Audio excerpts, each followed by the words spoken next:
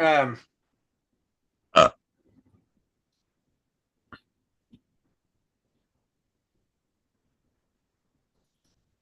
Whenever, yeah, just 1 second.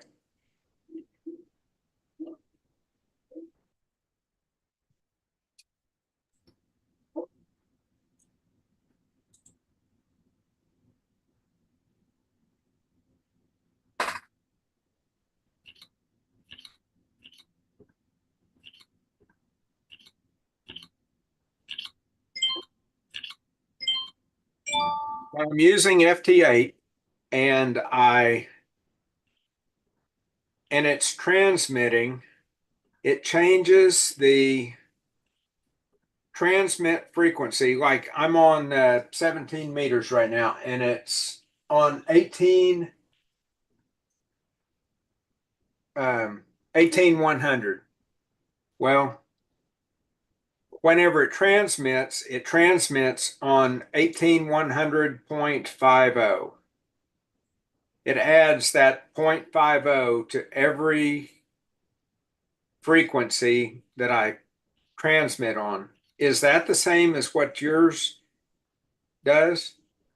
Well, I'd have to bring mine up and hook it up to the dummy load to see what it's actually transmitting on. I know it comes up different, but I can do Oh, that here in just a wait a minute. minute. It was just you that I was talking with, wasn't it? On the Yeah, radio. yeah, we talked Okay. about that on the radio. Yeah, we've already discussed this. Yeah, that oh,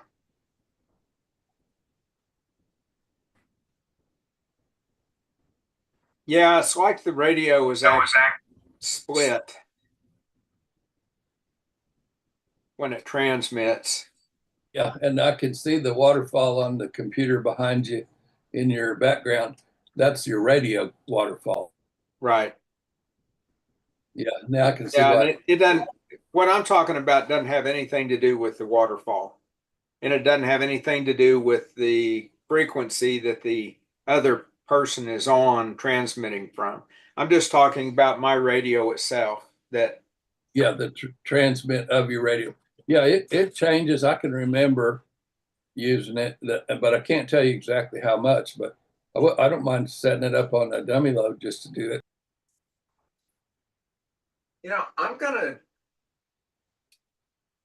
I'm gonna jump over to not FT8 and see if it's adding that half a kilocycle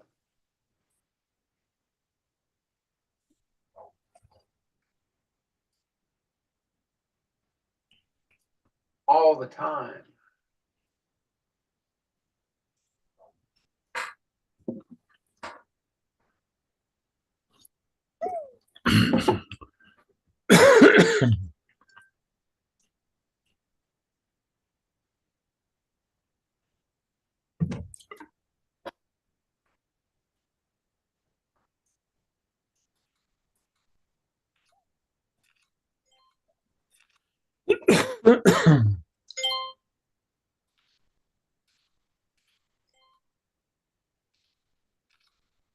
Okay, it is not adding it all the time. The only time that it adds it is when I'm using FT8.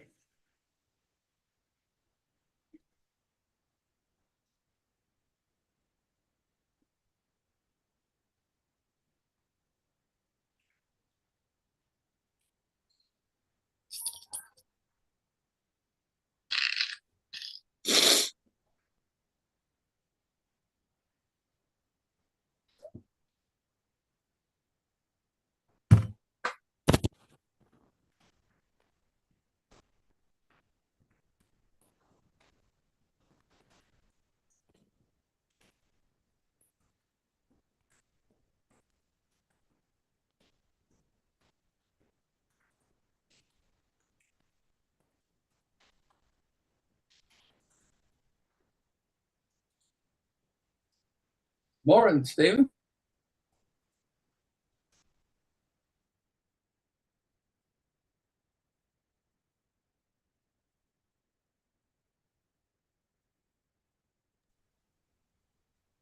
Can you hear me now? Yes, sir. Yeah, you either have to click on that audio or hit your space bar to, because he's got all of us muted.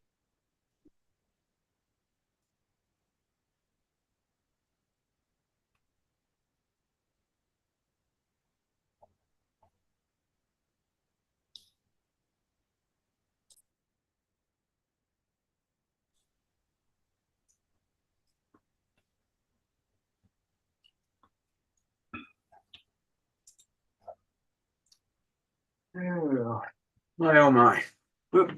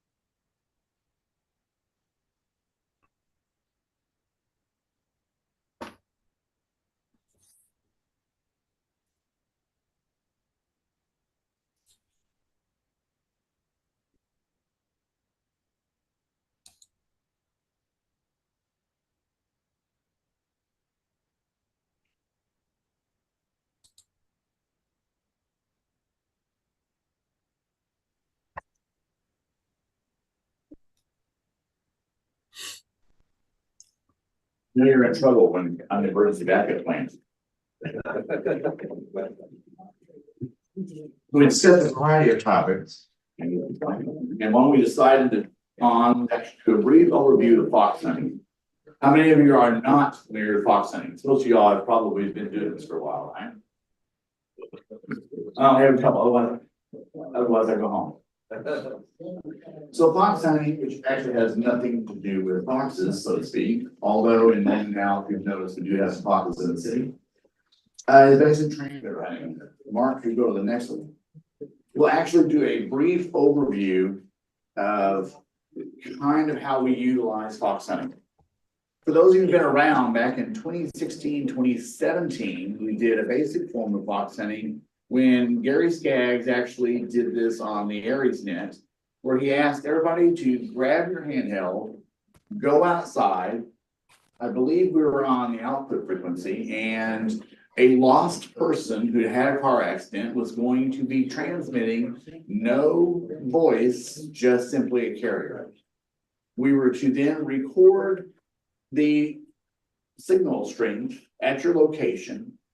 And then during the net, we all basically gave Gary our signal string of that signal from the handheld, right? That way we didn't have any 60-foot tall antennas and no beams, nothing out there. And through that, over the period of the net, he charted off each of those reports on a map of Norman and our locations. We asked this location and your signal string. And we actually located, just doing that, the signal to a 1 square mile block. Which actually is pretty good considering, right? Because a lot of us were in town. So we can always use that to help find those situations, which are not as common anymore. People are carrying cell phones, cars have a lot of times a transponder in them. So we got a lot of things we can do nowadays. But it's nice to know that a simple form of transmitter hunting we can do even by just signal reports. So it can always come in handy. So that is one thing we can do, find the lost. We can also go through and find interference. If y'all live in, Mark will laugh when he starts hearing me talk about my travails with this one company called OG&E. We don't know what it stands for, but they say they energize life. I need to talk to them sometime because they don't energize my life as often as they should, or as repeat, reliable. But if you have a transformer that's making a whole lot of noise, and you've heard one of those, you know that it can really mess up your radio life. luckily for us, because I'm not saying they're the most responsive company in the world, but they would actually come find this because if you have an arcing transformer that's making noise, that means they're losing money. So you're hitting the bottom line. So if you report an arcing transmitter or something or noise, they usually come out fairly quickly and check that, right? They come in handy. You can also do that if you're just finding stuff around the neighborhood, you know, if you've got something going on, bad Christmas lights, unknown grow operation, all those kind of things. So you can actually find interference, which comes in handy. And the other, which we'll talk about today, is as a planned activity. Here in the US, if I listen to people who have been in the radio hobby for a while, this used to be much more common, right? We used to have periodic fox hunts. I've heard stories probably from Mark in the 80s where it was actually done at lunchtime. We'd have a group of guys going to lunch. They would put out the call that I'm going somewhere, I'm going to transmit, you find me. That's where we're going to eat lunch. Sounds like a great idea. Today, we probably wouldn't get to eat lunch because it takes too long, right? But it's a fun thing to do. Internationally, fox hunting is still a radio sport. I see more reports probably in Europe than anywhere else that they actually have organized club and intra-club, if not European competitions of fox hunting. And so it can be a planned activity, and that's where most of ours will do. We've done it on field days for several years. Bill probably did our last, well, I'll say the last one. I think I've done one after that, where we would basically, we're doing like field day at the Red Cross building. We would hide a transmitter similar to her face. You had to go find it. A lot of fun. We used to be able to do this a lot more easily. I would guarantee that in today's environment, if I went down to Lions Park and I put my little fox, which looks like a little gray box with flashing light and an antenna on it, I would probably have Norman Police Department, Norman Fire Department, and a bomb squad at the park in no time at all. So we're probably in an environment today where we can't do it as easy as they used to. Go throw out a fox and let's play with it, right? But we still can do some organized meets with a little more planning. If I wasn't your emergency backup plan, my action plan was to call OUPD and Norman PD, let them know what we're doing. So when I got calls that somebody just strapped a little gray box to something here on our north base, they realized it was just the club doing its event. But if you don't think about those things, you probably will the next time, because most likely they ain't gonna go well. So today it takes a little more structured purpose and intention to get one started. How many would be interested in doing a fox hunt? We can really work on it. I've got a couple ideas. Take a little bit of planning, but I think we can do it without getting the city man at us. Next slide, Mark. So the big question is, what do you need to go fox hunting? You'll see some of those with a variety of antennas, and there are all kinds of things you can find. I can find ways for you to spend lots of money on different fox hunting equipment out there. So that would be fun little toys to have. You got the budget. But the first thing you're going to need is a portable radio. I usually have one of my AG5DV handhelds or another handheld of some sort ready to go. You can use like a portable radio, like the AG5DV 817s, 818s, and other small form factors radios that a lot of times are battery operated internally. You can throw around your neck and wear. But you do want a portable radio. This is not something you're going to carry your 7300 around in a battery, unless you have a little red wagon. I guess we do that with Mark's wagon, but it'd be kind of fun to do. The other thing we need is it's really handy to have a directional antenna. We're going to talk about how to do with an omnidirectional antenna. But if you got a directional antenna like our club kit, tape measure Yagi, those come in very handy for a variety of purposes. Mark, do we have any of those kits still around? We got a whole box full. Oh, and we have kits. Use them while we're there because they seem to move pretty quick. So that really comes in handy.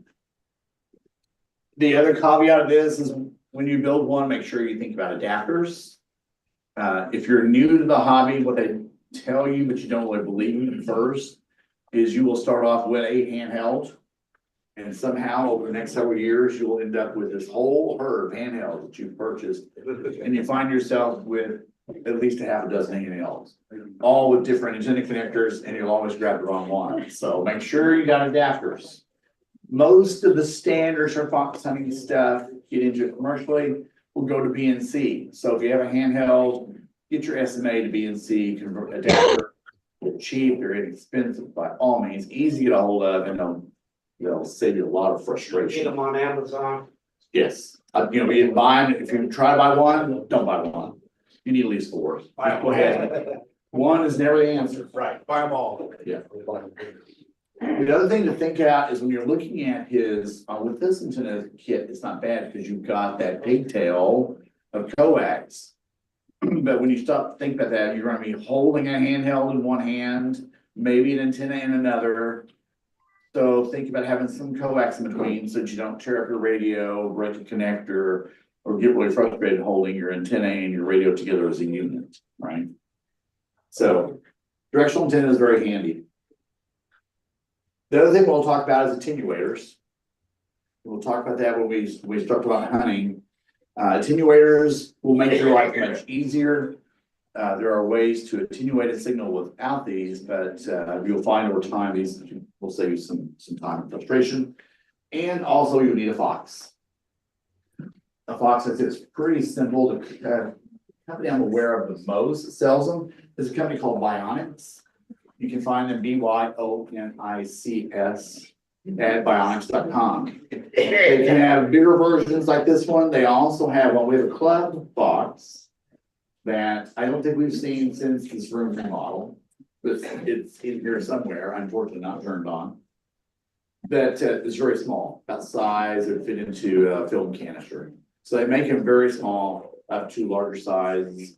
And if you really want to get creative, you can purchase a device, a little board that you basically can turn any other handheld into a fox and control it remotely. And that's about a $70 option, so it's not terribly expensive.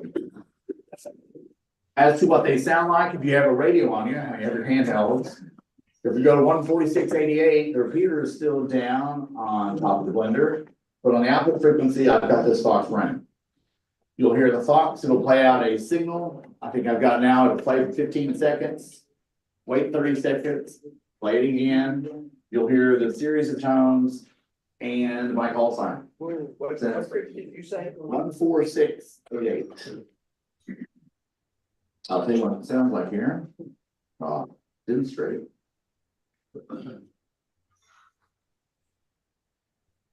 Hopefully. Take about 30 seconds, you always catch it, yeah.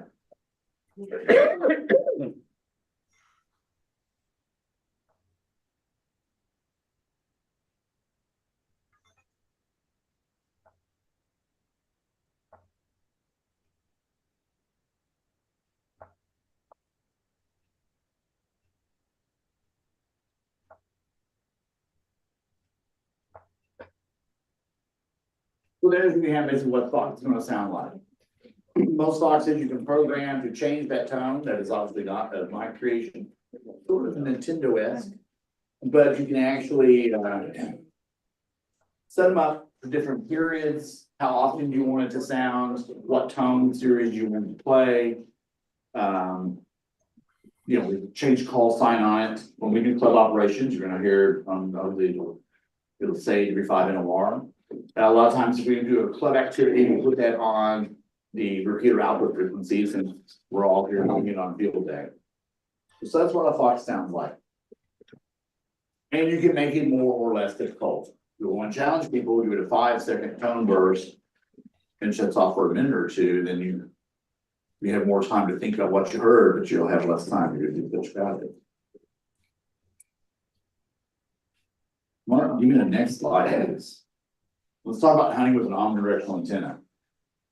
Have y'all hunted before with just a regular omni antenna?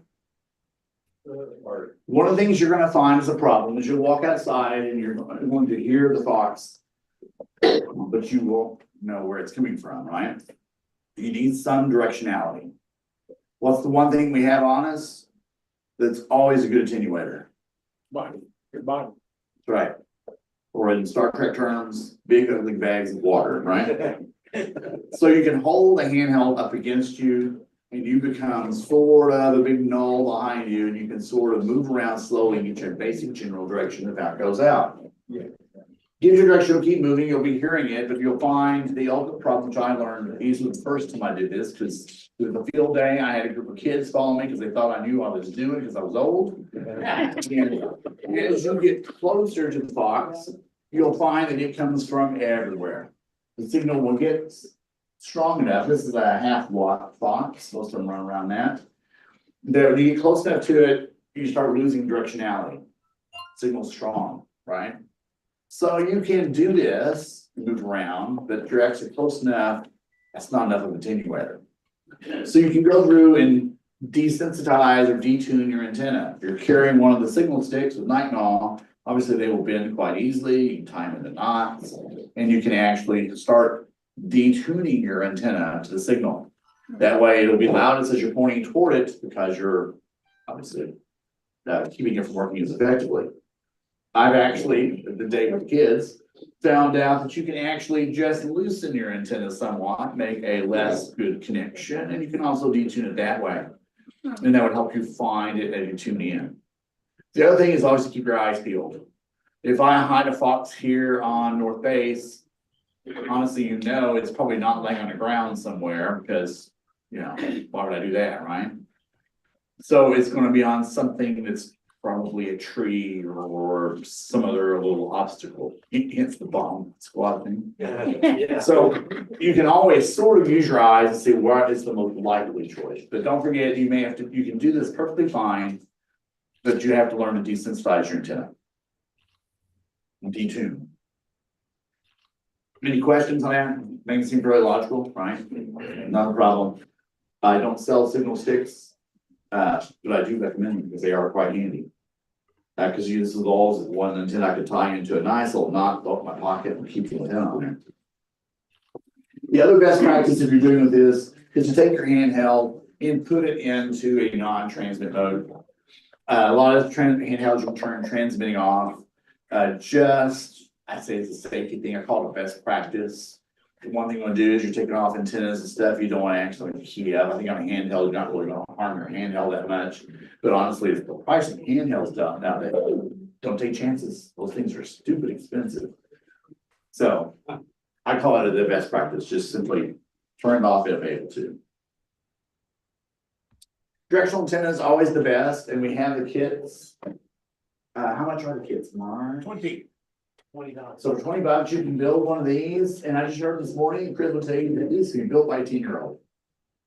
Now, unfortunately, it doesn't always correlate to a 60-year-old actually doing it. But at the same time, they're not hard to build. The only tricky piece to me is testing your soldering skills on the one big solder. And that's mainly because you have a painted surface, you're gonna have to take some paint off of it and work on soldering it up. There's usually somebody in the club who's got experience on doing it. Elmer is always a good night. So this really comes in handy. If y'all know Victor, K5EL, lives on the west side of town. He also keeps one of these in his attic. He does not fox hunt with it, but he has it pointed at our repeater. And when on a stormy night, he'll actually disconnect his outdoor VHF antenna up on a tower, or one time now on a pole. And he'll simply switch over to this coming out of his attic in the garage, pointing at the antenna, pointing at the repeater, and has no problems. It's his storm antenna. I've done it on nights, not in the attic, but actually to sit up in the room. My wife looked at me like I was kind of crazy, but it worked really well. Okay. So you can always use these. The other benefit of the tape measure antenna is you're easy to detune. You can start folding your elements in. She's not quite as effective, which is exactly what you're looking for. So these come in really handy just because they're very, very easy to detune. And they come apart, so they're easy to travel with. So it comes in handy. You can also find antennas that are obviously commercially made. They have some advantages. This is a Fox antenna. Arrow. Oh, yeah, Arrow. Fox antenna. This is what happens when you have sinus drainage, can't think. So the Arrow antenna has a variety of makes and models. This one actually breaks down, so it's backpackable. But it also has the UHF elements, so it's a dual band. So you can find these will take up to, I think this model will hold up to 50 watts, although I'm not so sure I want to be holding to do that, but it comes in quite handy. Not as easy to detune, but they are as good antennas. You also have an option, and they're great for satellite work, right? No reflector? In this case, I've got this thing loosened up. And It, I have used this with the AHT here to get the International Space Station several times. Just this. so yeah, this is their design, keep design, and they do not have an extra element back. Their other one is a log periodic, which is ELP antennas.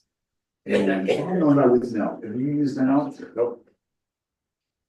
But they can be used also, again, BNC connectors, make sure you got your connectors up there right. But any kind of little directional antenna is going to help you out. You could probably do this with I've not tried this because I don't own one yet. There's a little 2-meter magnetic loop. Can you try this? Because they have, they're fairly directional, got a good null. Yeah. One day, I'll try that. I wouldn't recommend touching it while transmitting. Any questions on directional antennas? Right, they're not expensive, $20.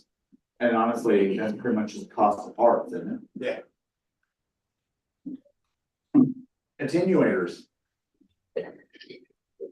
If you're going to go to all that trouble, it's nice to have a series of attenuators and then fuel. Mark, go to the next one, Mark. We should have one with photos. Or the photos showing up differently. We have fixed attenuators. This is a couple of attenuators, a 20 dB and a 30 dB attenuator. They simply tie into SMA connectors. You can put them together, so you can use it as a 20, a 30, or a 50. You put this in line just to attenuate that signal. More effective than a big ugly bag of water, right? So it comes in handy sometimes, just simply to cut that signal down. So these come in handy. These aren't too expensive. Ionic sells them. I'm sure there are plenty of other places who sell small attenuators. And they come in a variety of forms. These are fixed. You can also get a stepped attenuator. Next slide. Which is a cute little attenuator that again fits in line with your antenna, and you have settings for 5 dB, 10, 20, and 30, and you can have combinations thereof and activate more than one. So it gives you a little more ability to attenuate, very easy to use. The thing to think about is simply how it's going to be held in line. So if you have a handheld, you probably do not want to screw this onto here and then put your antenna on top of that, because you're going to increase the leverage it's on your antenna connector. And again, see that comment about the cost of handhelds today. You probably would want to put that on the detail somewhere and know how you're going to carry it. But they're fairly sturdy. They've covered the board, so you're not going to hurt it too easily. But come in really handy. The third option you commonly find is an active attenuator. Yes, I own too much crap for fox hunting that I probably don't need. But you put in line and simply take this and you tune your radio to 1 megahertz away from it. And then you have a knob that you can turn and actually go back down to it basically tunes your antenna. So you're going to tune back down to the frequency of the fox.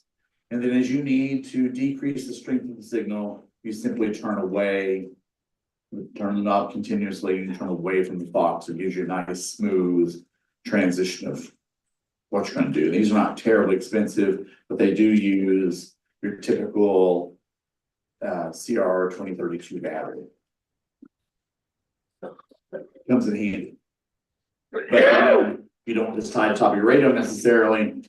And it comes in the point where you've got a radio and an antenna in one hand potentially, and you can turn a knob. So sometimes fox hunting is great to do 2 man teams.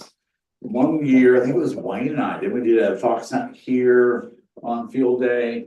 And I would say a two-man team probably works best. You have one person holding a radio, looking at signal strength, another working the antenna, so it works really well. So it comes in handy, there's a variety of good attenuators. You can find all these at bionics.com. I'm sure again, there are other sources back then. Bionics is the only one I think that I was really aware of. So I didn't go shopping too much because they had everything I could want right there on one side, right? So there are some good ways to do it.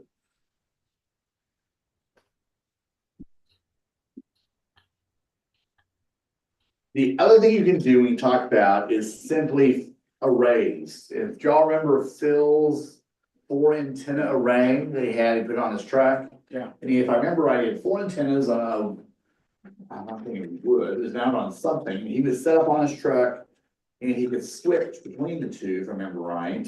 And actually start being able to, he had 2 phased, verticals.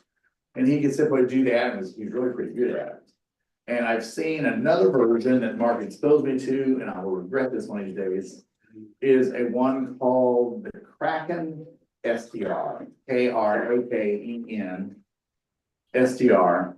And for a nice healthy $500, you get a board. You will need to buy 5 antennas, clips, and a Raspberry Pi. They developed this for a 4. I would think it would work on a 5 or a similar board. And a handheld device like a phone to run the software. And basically you put it up there and it uses that array. You can drive along, it will sit there sampling the signal, and it will pinpoint the location and display it on your device or your computer. Sounds like cheating, I know at times, but there are times I would love to have one of these, like when we're trying to find a dog barker. Because it's really hard to sit there and be in the right spot, holding an antenna, waiting for somebody to have their dog barking on the radio. Y'all remember the dog barker? Yeah. For those who are new, we've got somebody in the area who has a radio set up incorrectly, luckily. That has probably voice activation turned on, and when the dog starts barking, he activates radio. As far as we know, the dog is not licensed and it's not giving his call sign. So we try to find activation, but by the time you grab a device and start to look to it, it stops.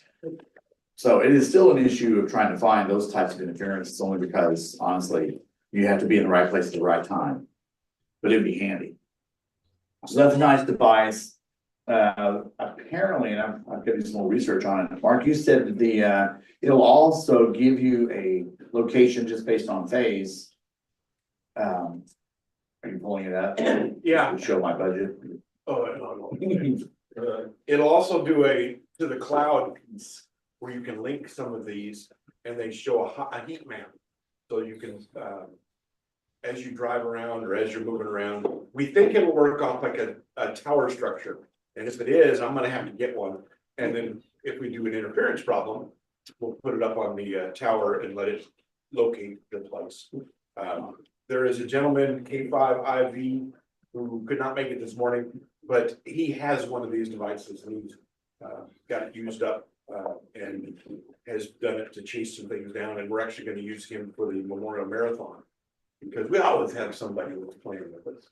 Right. And he's gonna go around trying to find the bad guys. And Tulsa area has, so there's a big linked repeater network, and there's always some guy on there that'll key the mic and say BR549. And drive. Has anybody heard the guy? Yeah. And drive, and drive the folks in Tulsa crazy. We're trying to chase those guys. They're not armed yet. I mean, the Kraken doesn't have a weapon. Well, that's the thing they added. And they, You put the Kraken on a robot dog and have it patrolling around. now you're talking. Yeah, you think the price of handheld aside, what if somebody steals your dog? So those are the basics of fox hunting, and obviously a nice short presentation, which you get for an emergency one.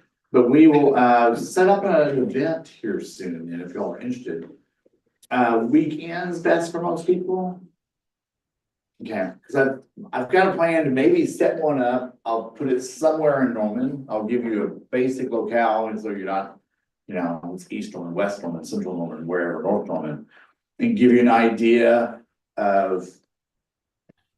Where to go start looking and maybe run. That Fox will run for about 20 hours on half duty. I can probably change that a little bit and make it last a little longer. But then find a way and run it for a couple of days, you know, we'll do like daylight hours only. And set it up so we can run for a while, so we get a chance to play and practice. That sounds good. Okay, we'll do that. I'll try to send out something to the newsletter or something, or across one of the computers. And we'll have an activity. They're kind of fun. As long as you don't have the police chasing down, because you're out there with the antenna. Snooping. Any questions? That's Fox Hunting 101. Very useful tool. It can come in handy.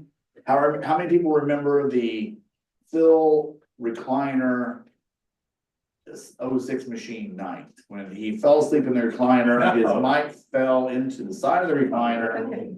As he fell asleep, it activated the mic, and he was on the air for several hours. Snoring. Yes, snoring. We tried to find, we found him, actually Fox Hunting, this is where I really found out just how strong. When you're dealing with a half watt, that's one thing. Phil's putting out 50.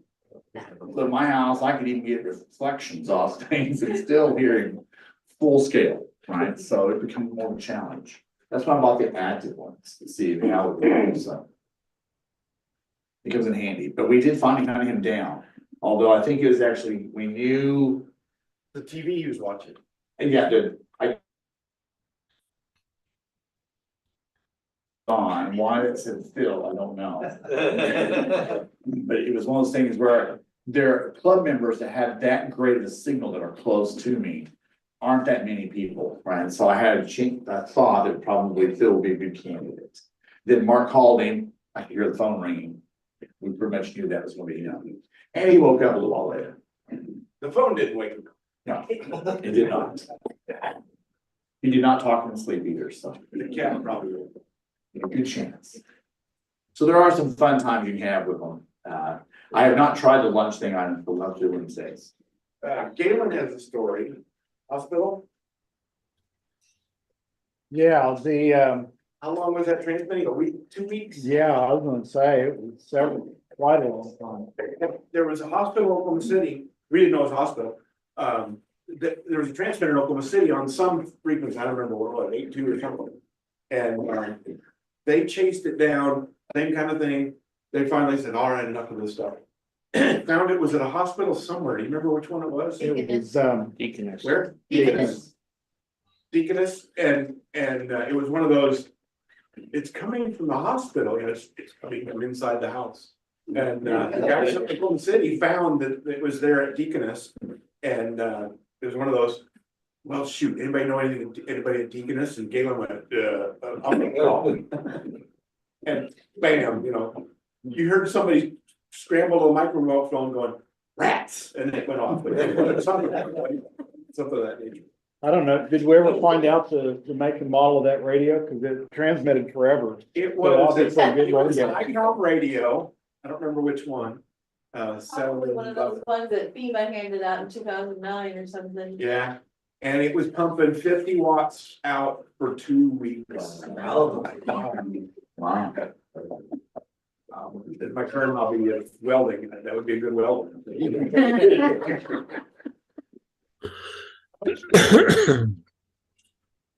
They vary in cost from around remember right, the $35 mark up through $80 to $100 if you get the high end ones.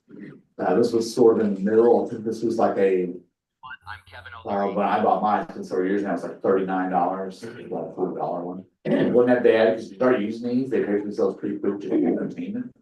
Yes, everyone can order. Again, they're fully, you can program them. There's on Bionic's website, they have online web-based configuration. You think I can read that one here? That's the scary part. Yes.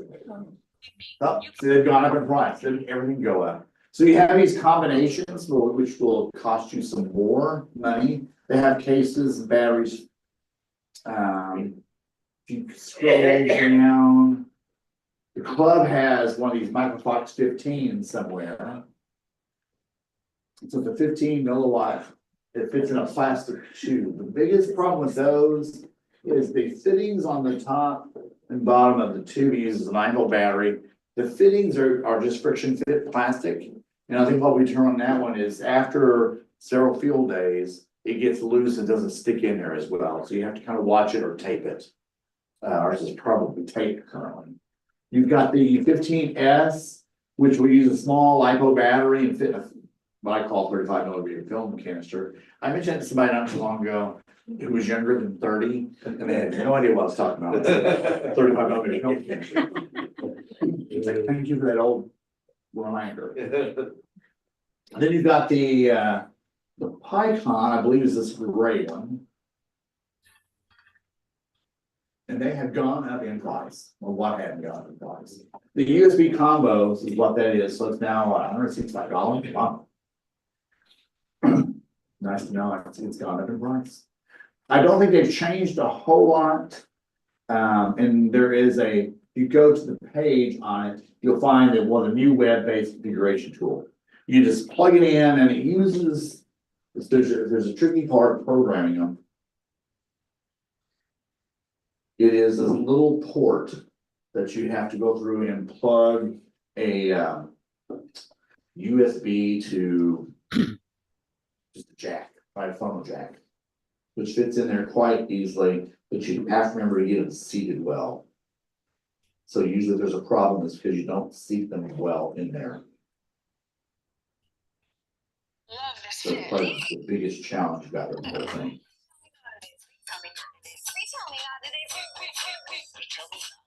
But Bionics has a lot of stuff. You can spend a lot of money there if you want to. Apparently more than I thought. Never had them on. No, that's first rule, second rule radio. Yes, is when you start buying stuff, do not ever go back and add up what you it's really depressing.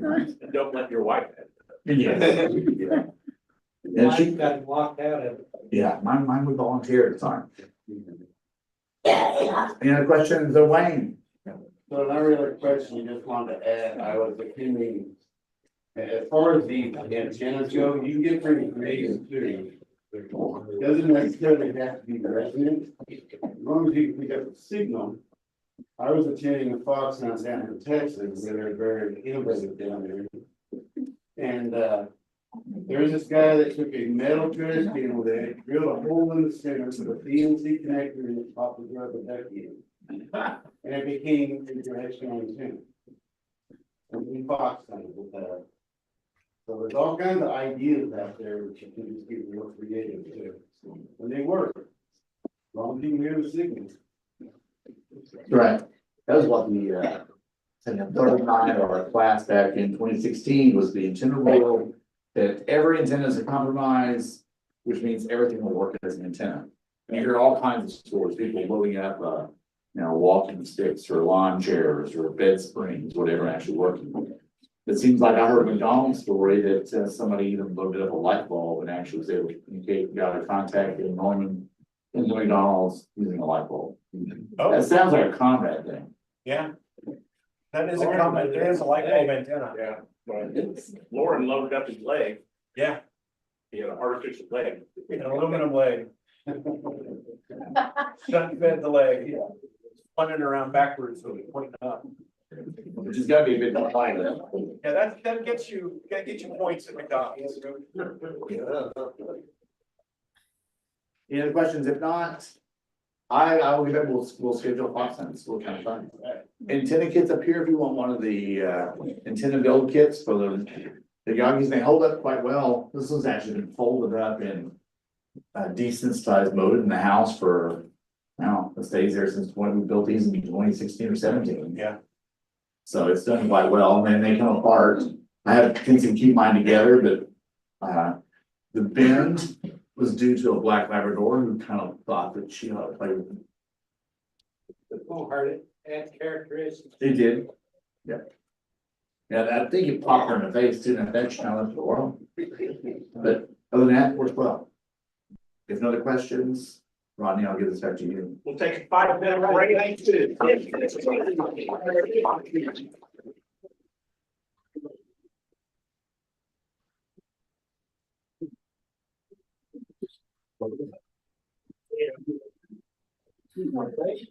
No, we can go on.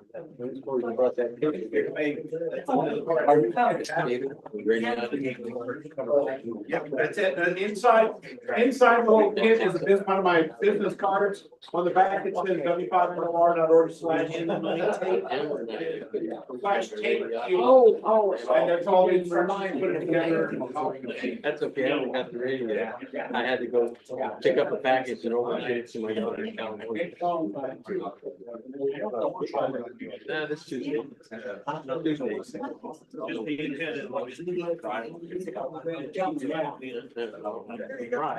hoping we're gonna be here. Yeah, I'll got no radiology, they're charged up. Yeah, I gotta leave, I was supposed to. The 15th. I find possibly, if it doesn't freeze me in.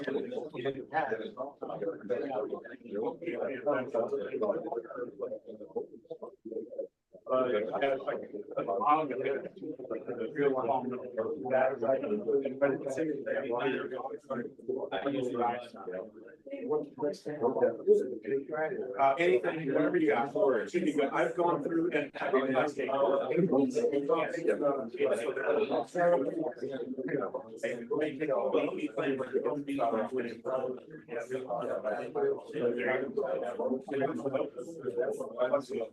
Bring it here. What's that?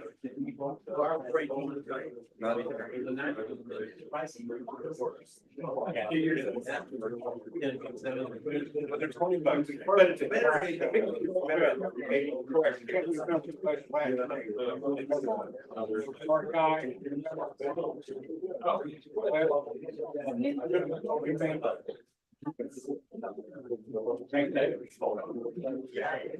We do it with it all done. Load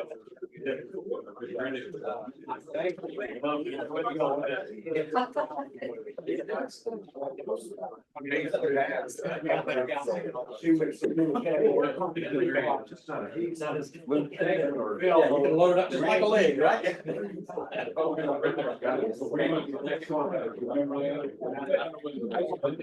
Overnight. Well, these be made like after that, nobody else. Yeah, there needs to be cheese. Let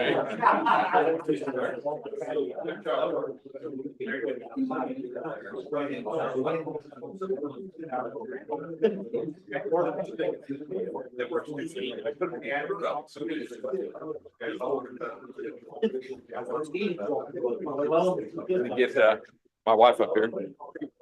Candy?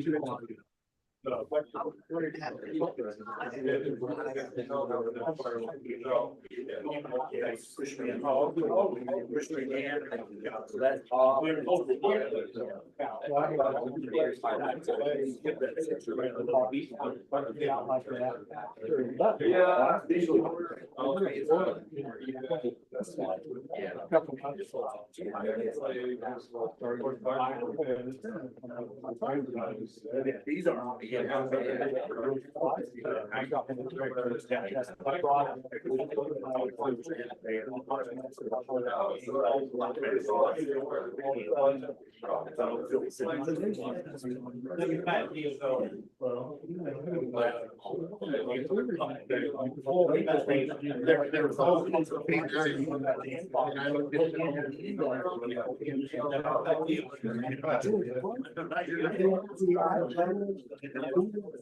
So they're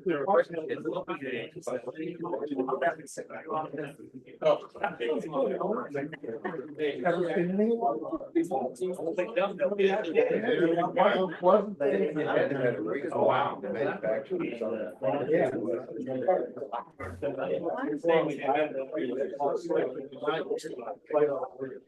other guys, and maybe.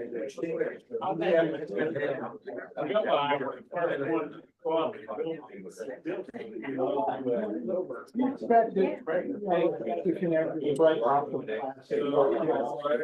With the wire and break on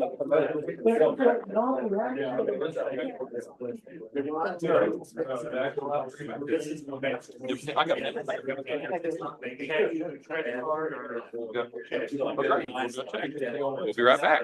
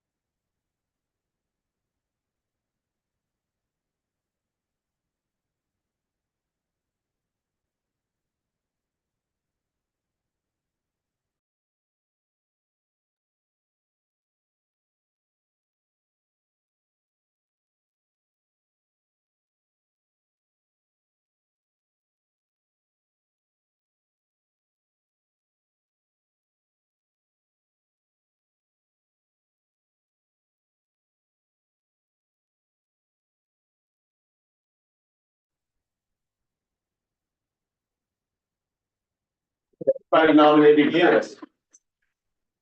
Any other nominations for secretary? Hearing none. All in favor of Chris being our secretary, say aye. Aye. Our treasurer, Larry. Stand up, Larry. I said stand up. Any other nominations for treasurer? I nominate Larry if you need that. All in favor, say aye. Aye. Oh, even the ones online are saying aye. All right, now, the next position is the vice president / president-elect. I nominate someone who's not here. Because he's not here and we've talked to him, Rob LaFollette, N5 Alpha, Tango Golf. Position, which turns into the next year's president. Right. I'll second that. So Rob has been nominated. Any other nominations for vice president? Y'all are a lively bunch today. Sitting on their hands, man, come on. All in favor of Rob being our new VP, say aye. Aye. Congratulations, Rob. Even like you got him. Also, the first of the month, we had a class called Oxcom. Who all went to Oxcom? Two of you. Lee was there also, Rob was there. Dave Long. Oh, yeah, Dave Long, I sat across from him all day. Mike. Sure. Mike, Price. I didn't get my name on the list. I asked them and they dropped me or something. Oh, So I had a free week. Rodney, let me mention the two people that did it. That did the office. From where they're from. The Oxcom it's now part of CISA, which surprised me until I got the certificate. It said CISA on it. Was that a recent change? No, It was always it's CISA? always been that one. Okay, the idea is it comes up with the incident command system, which is what police, fire, FBI, all those folks use to make everything work. The cool thing is we, as radio operators, fall under what's called the auxiliary communications section, Oxcom. Galen's one of 3, is that right? You, Lucian, and Paul Teal that are task book certified. Paul isn't official yet, but will be. Yeah, he's finished. And the certification, what it does give you is access to that police fire stuff. It gives us a real permanent fixture in that police fire communications piece. We are very fortunate here that we have good friends. Galen, is that his name? Galen Kitch, David Grizzle, that have opened their doors to us. But that's kind of an unofficial opening, and the ITS piece makes it an official opening, which is kind of a good thing. 20-hour class, 4 hours Friday night, 8 hours Saturday and Sunday. Whew, long time to be underground in Oklahoma City or Oklahoma City EOC. The instructors were Lucian Jones from our I guess last, he was at the EMS Communication Center, probably his last paid gig. Oklahoma City. Yeah. Oklahoma City 911. 911 center, yeah. And J.M. Rao, who is the section manager from Arkansas. And then another guy, John Menard from Arkansas. So they're all hams. 19 of us were in that class, and all hams. It was good to see that action. We'll see more of that coming forward. I had a scheduling conflict. They're gonna do that. The goal is to get more instructors up in Oklahoma, so we don't have to pull the folks in from Arkansas. So yes, they will. I was told when they told me that my name was on the list, they said that the next one is October 2025, down at the casino on the border. oh, probably. That will be part of the Red River Boot Camp. That's the next one scheduled so far. That doesn't mean we can't have one in the middle. Right. Problem is, it takes at least 2, if not 3 people to instruct the class properly. And we only have one certified instructor in Oklahoma, and that's Lucian. And this Because class, I'm not an instructor yet. this class is to generate more instructors, so Yes. more shall be coming. Have you done a training class on Oxcom and put it on our webpage? That is not possible. Well, Not- Oxford is not an online thing. You can do the FEMA, the four FEMA, classes, one hundred. I didn't mean to actually train online, I meant just to. Oh, to explain it? What Oxcom is. That's a on good training idea. day and then post it so people can find out more about it. Well, that's a good idea. Why don't we put it on the website? That's a good idea. Thanks. And those people might be doing it. Yeah, FEMA's are all there. They're also on the Aries OK site, but that's a good idea. We'll put them all together and explain it. Yeah, that's not there. Good idea. There's FEMA classes, there's ARRL classes. There's so many classes online that are incredible and very informative, so I encourage you to do all of those. Mark, I still haven't gotten anything back about my ARRL class. I will check on that. They're with their data stuff, they're all wonky, so we will see. I never saw anything on it, so I will check it. The ARRL is a class that the section manager has to approve your worthiness. What am I gonna say no to? Yeah. Well, yeah, probably right. The value in the Oxcom class is that, we all have the idea that if communications fail, the emergency managers are going to call for hams, and yes, that will happen probably. But it's a different thing to be able to step into that as a ham if you are not familiar with how police, fire, emergency management, EMS, how they operate.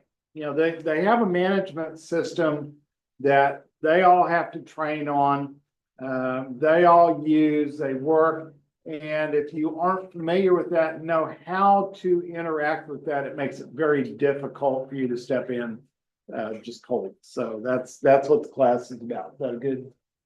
Yeah, that's good. That's Good a description summary. of it? No, yeah. Well, it all, my takeaway, it may be ham radio, more than likely it may not be. And they will use you as you are. My takeaway is that you will be used as you are needed. You may be on a radio, you may not, you may be a runner. You may be hooking up cables, you may be taking out trash. But you will be used as needed. PA systems. Yep. Another.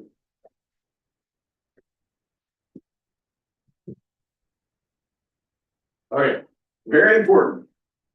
October 3rd at Golden Corral, starting about December. December, sorry. December. It's the Christmas party. Christmas in October. And typically we have a gift exchange of $20 items or less. I mean, Ish. No Harbor Freight. No Harbor. no Harbor Freight, but some slip in, I'm telling you. Some Harbor Freight is nice. No free. Not the freebie. No free Harbor Freight. Okay, all right. And our next club meeting is December 14th, which will be my last meeting as president. Our president-elect, Mike Wood, is going to do a fine job. He's already got a number of ideas lined up.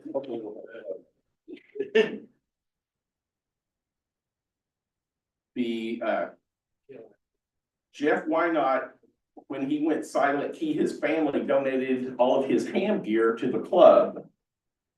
Just to benefit the club. There's a few radios. I don't even know what all's in there. He did a lot of POTA stuff, Parks on the Air. And so he's got, I did see a Yaesu 817 and a Yaesu 818 that were stuck together. I don't know what repeaters.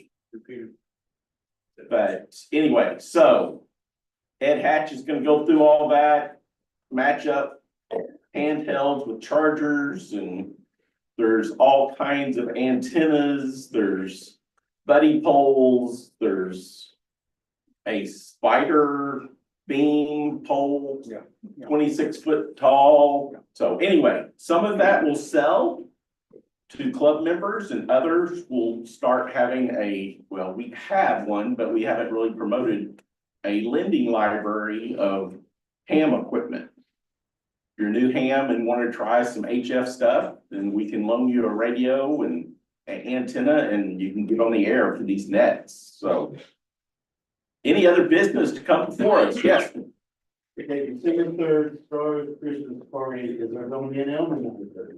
No, there won't be an Elmer night that night, and typically we don't have any. He needs to make that. We don't have our Online, Zoom. online Zoom and all of that. Yeah, What about now? Or nets. that was shut down on December 3rd. We've also looked at Christmas. Anybody wanna come here for Elmer Night, Christmas Eve? No. That one, we're gonna shut down both events Christmas Eve, which means New Year's Eve is also a Tuesday night. Anybody wanna come here for New Year's Eve? Probably not, but we plan to put the Zoom on for the New Year's Eve portion. So if you wanna, drink and jump to Zoom, that could be fun for the rest of us. So party at 5:30. Yeah, Christmas party at 5:30, but no, there will not be Elmer night that night, there will not be nets that night. What are we doing on nets on Christmas Eve and New Year's Eve, anybody? I doubt we'll have them. Okay, there's your choice. Done on But that won't keep people from getting on the air and just ratcheting. So, yep. Anything else? I do have one item per se. For another meeting. Most of you here know Peter Core from the club. He has asked me to mention that he has a HF rig for sale. He's got an IC 7300 with the speaker, everything, all accessories, the box, manual, everything. Peter Core, he takes real good care of his rigs. He's asking 800 for it. So if you're interested, let me know and I will get with him. Thanks. Couple of club member updates. Bill Baker is at home, but he's not doing very well. They called in hospice, and so he's deteriorating pretty quickly. Tom, AAA, had a hip replacement and is doing very well. He's at home also. He's at home also. He was on the air this morning. You might want to say it, Bill Baker's not receiving phone calls or. Oh, true. Yes. Bill Baker is not receiving phone calls, guests, and please respect his wishes and allow him to go in peace. All right, we are adjourned. Thanks for coming. So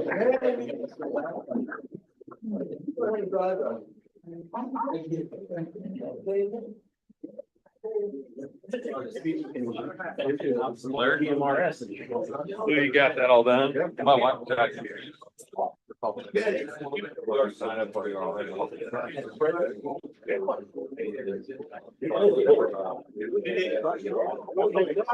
Yeah, I bought that GMR. Oh, yeah. I was wondering.